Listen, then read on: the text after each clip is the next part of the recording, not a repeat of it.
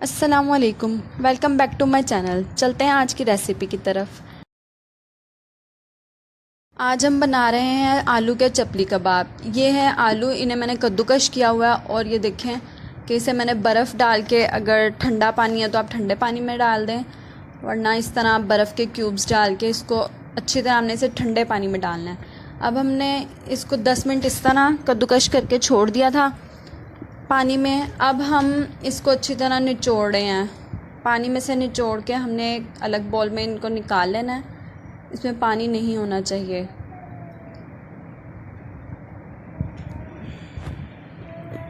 अब ये मैंने एक प्याज ली थी, मीडियम साइज़ की प्याज है, इसको भी मैंने कद्दूकश कर लिया है।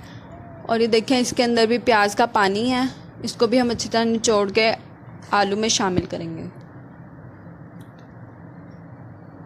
ये देखें, इसमें भी पानी नहीं होना चाहिए।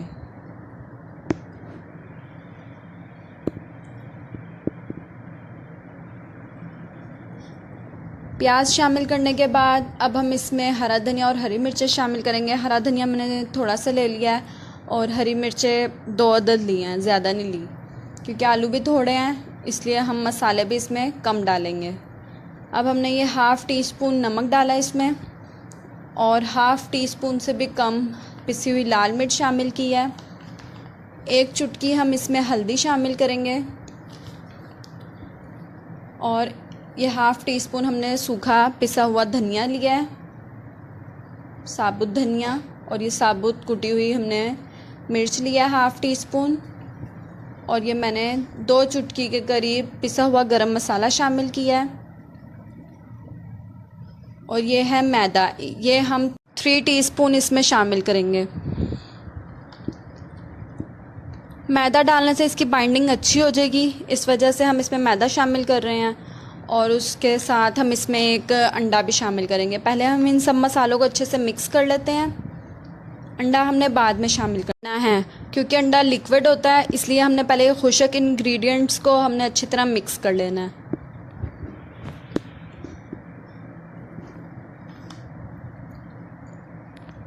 तमाम मसालों को अच्छे से मिक्स करने के बाद अब हम इसमें एक अंडा शामिल कर रहे हैं।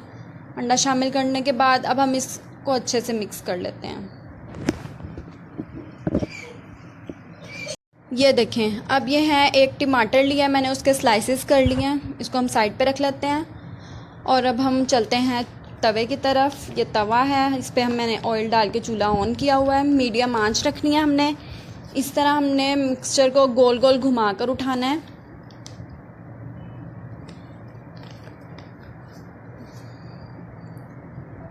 और इसको अब हम ऑयल पे इस तरह रखेंगे और हल्का हल्का सा प्रेस करके हमने इसकी टिक्की बना लेनी है। अब इसके ऊपर हम एक टमाटर का स्लाइस रखते हैं। आपने इसकी शेप का ध्यान रखना है कि इसकी शेप ख़राब नहीं हो। साथ ही हमने टमाटर को भी प्रेस कर लेना है ताकि ये इसके अंदर फिक्स हो जाए, बाहर ना निकले। अब हम इसको तकरीबन 2 से 3 मिनट एक साइड से पकाएंगे। अभी हमने इसकी साइड चेंज नहीं करनी। 2-3 मिनट एक साइड से पकाने के बाद मीडियम फ्लेम पे फिर हम इसकी साइड चेंज करेंगे। ये देखें, नीचे से क्रिस्पी हो चुका है।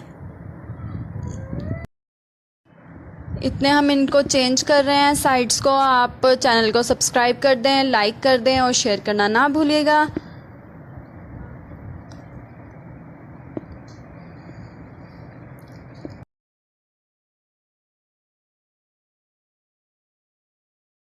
अब हमने इनको दूसरी साइड से भी पका लेना है।